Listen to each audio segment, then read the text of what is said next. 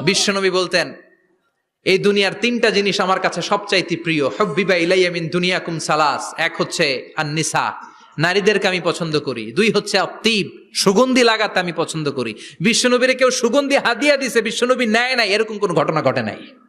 আল্লাহু আকবার।